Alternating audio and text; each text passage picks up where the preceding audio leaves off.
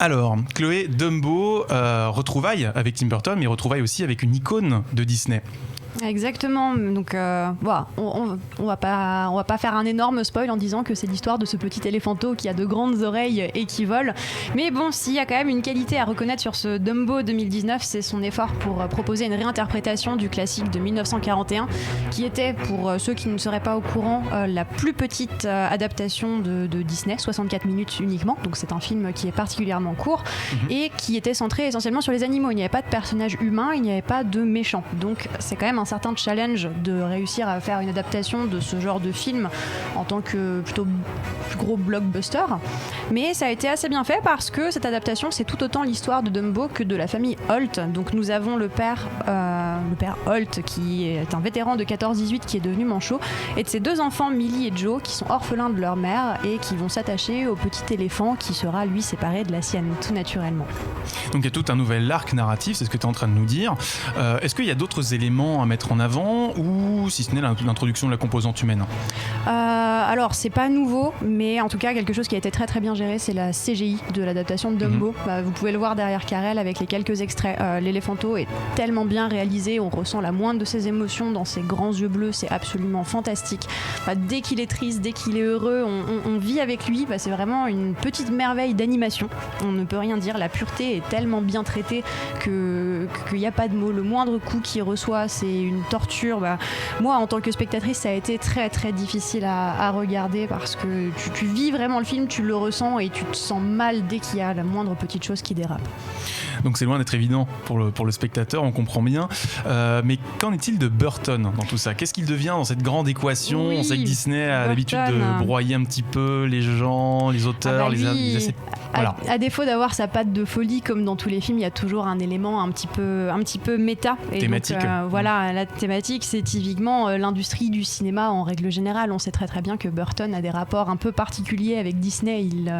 Il le hait, il l'adore à la fois. Et Mr. Jack. Voilà, mais il fait pas du tout semblant de dénoncer Disney parce qu'il y a même un parc qui s'appelle Dreamland qui ressemble trait pour trait à Disneyland au niveau des installations, et on va assister à de grandes scènes qui se passent là-dedans, et donc c'est vraiment de la critique pure de Disney, mais en même temps il a travaillé avec eux, il a corroboré avec eux, et on va le dire, qui n'aime pas voir un éléphant qui vole en soi?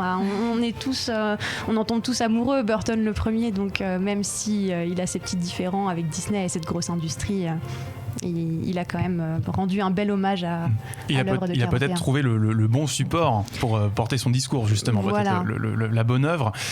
Qu'est-ce qu'il faut en retenir, finalement? Ce qu'il faut en retenir, c'est une adaptation qui change sur la forme, mais pas tellement sur le fond, parce qu'on reste vraiment sur un Disney avec un happy ending. C'est vu et revu, même si on n'a pas vu le Dumbo d'origine, parce qu'on sait déjà comment ça va se terminer. On ne va pas faire de spoil en particulier, mais il n'y a pas besoin d'attendre beaucoup de temps face au film pour savoir comment est-ce que ça va se finir.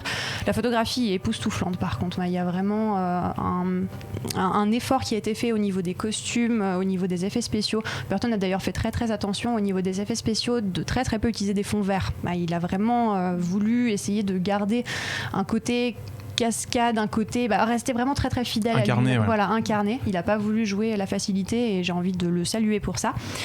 Et on se retrouve avec la petite larme à l'œil, c'est un Disney forcément, mais j'ai un peu l'impression, moi en tant que personne, donc je parle vraiment pour moi, que c'est une énième revisitation d'un grand classique comme on a déjà pu le voir ces dernières années, où ils reprennent les grands classiques Disney et ils en font des films live. Est-ce que c'est un surf sur la vague de ce qui fonctionne? Est-ce que c'est vraiment une question d'originalité? Quelle ligne ils veulent avoir? La réponse au prochain Disney, on verra bien. Et le prochain risque d'arriver bien vite, car on a quand même Aladdin et le Roi Lion, rien que pour cette année. Exactement. Voilà. Mais voilà, on reste sur des adaptations de grands classiques, et est-ce qu'on voudrait pas que Disney nous propose quelque chose de différent, eux qui ont su nous faire rêver pendant énormément d'années, et là qui se reposent sur leurs acquis. Anaïs, justement, toi qui as, je dirais, évolué dans le milieu de l'animation, quel regard est-ce que tu portes sur cette adaptation systématique des grands classiques en film live? Je veux dire les films de cosplay.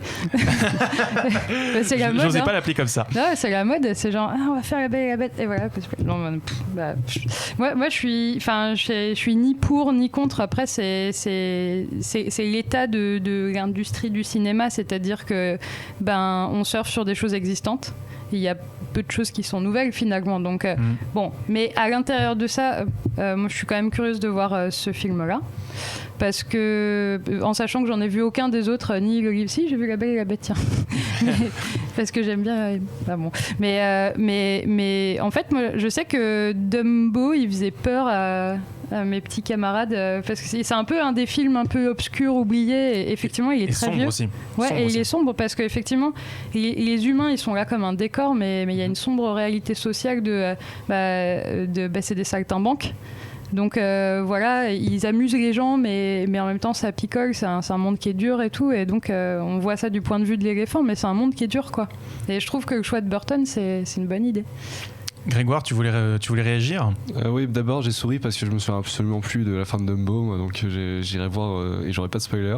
Mais c'est peut-être aussi parce que cet univers sombre, c'est peut-être celui qui se prête le mieux à, je veux dire, Burton et quand même aime bien avoir un univers qui est quand même pas tout blanc.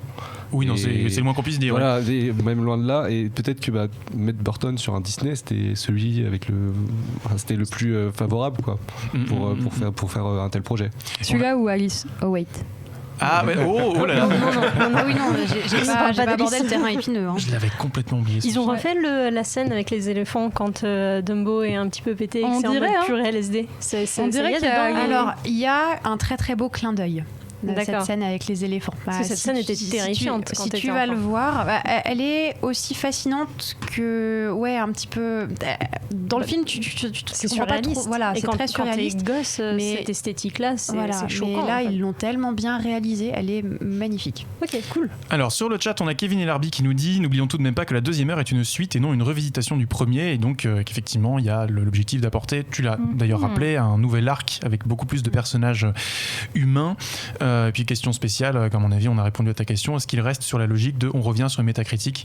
Oui, très clairement c'est une mise en abîme du sort des petites mains qui travaillent chez Disney et qui peut-être sont un petit peu malmenées, ou en tout cas pas forcément très préservées d'un projet à l'autre. On salue Capitaine Albatar au passage. Jeux vidéo, BD, manga, séries et cinéma de genre. L'actu Pop & Geek, c'est dans Hyperlink, votre cocktail de bulles et de pixels, avec Karel et son équipe, tous les dimanches à 16h, en direct sur VL.